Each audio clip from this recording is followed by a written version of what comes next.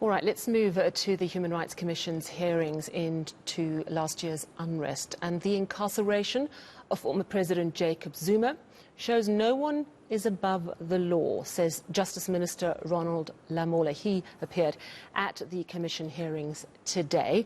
And of course, the July unrest was sparked by the arrest of former President Jacob Zuma. Silindelo Masikane was at the hearings today. She joins me now. Hello, Slee. So interestingly, we heard from Ronald Lamola today. So he was talking, obviously, about the fact that the beginning of the unrest was, of course, as a protest over the arrest of Jacob Zuma.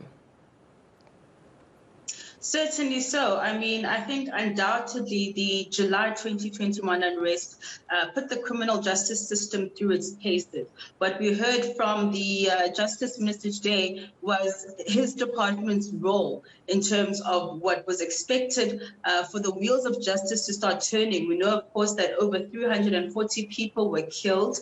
We know that there was massive looting and destruction to property. And so what the criminal justice system was expecting was the fact that there was going to be many people who were going to have to appear before the courts. But what he really touched on in terms of what sparked the July unrest was the fact that the former president, Jacob Zuma, was incarcerated, saying that his department did their best in terms of assuring South Africans and those who were concerned about the former president that he was going to be treated in a dignified manner once he was in prison. But let's just take a listen to what he had to say around that.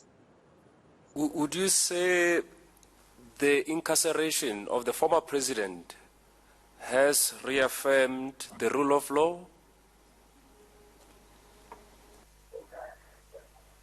Yes, I think it did reaffirm the rule of law. It did reflect that there is no one who is above the law.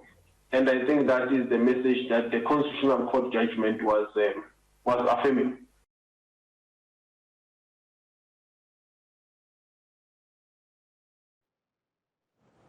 Ronald Lamola, of course, is not denying that the socio-economic conditions sort of added to that initial protest to the point where we saw the ongoing looting and massive destruction of property, that there was definitely a socio-economic element as well. I mean, this is the kind of testimony we've been hearing for the past 2 weeks, Sally, from different quarters of society, community leaders, even ministers themselves, saying that the poor conditions in which South Africans are living in, the high unemployment rate is just part and parcel of the July unrest. Yes, there's evidence showing that there was a lot of criminal elements, there was a lot of organizing, inciting of violence. But the fact that South Africans find themselves living in such dire straits, unable to feed their families, unable to make money or to even make ends meet, just compounded the situation. And what we've been hearing for the past couple of days now is that if the socio-economic conditions of this country are not addressed urgently, then there's undoubtedly going to be a resurgence. We could possibly see another July unrest from what we've seen, from what we saw unfolding in 2021. And what the Justice Minister was saying today is that when he does his rounds in correctional service facilities, many of those who are arrested and are in incarceration are there for petty crimes like theft of food, basic necessities, which just shows you that South Africans are desperate, South Africans are suffering. Let's take a listen. Most of the crimes that we deal with, or the ones that comes through, and even what you will have seen from the July unrest, it's clear that we do have a fertile environment in terms of the socio-economic challenges that the country is facing, the triple challenges of unemployment, poverty, and inequality. And maybe to be very, very specific, for example, when I visit correctional centers from time to time, and particularly ask the female inmates why they are in prison, most of them, the majority is shoplifting. And the shoplifting related to food, some items that they need for their day-to-day lives. But the law had to take its course. But it is a clear indication also to me.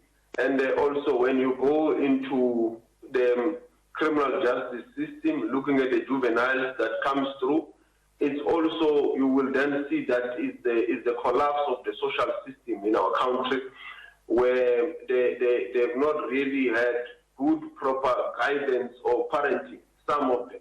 And some is a situation where they peer group pressure and so forth. So indeed, the level of unemployment in the country or poverty is unsustainable.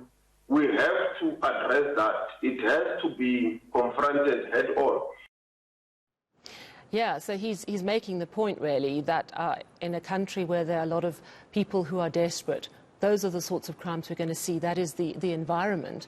But, you know, of course, there's a very clear difference between someone who stole some food or some clothes because they were desperate and people who were masterminding what happened in July last year. Let's not forget that we had reports that sprinkler systems were disabled in malls.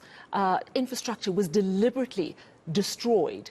And he had something to say about this, the search for the so-called masterminds, because ultimately the Department of Justice has some interest in making sure that the courts do their job when, of course, the right people are arrested and brought to trial.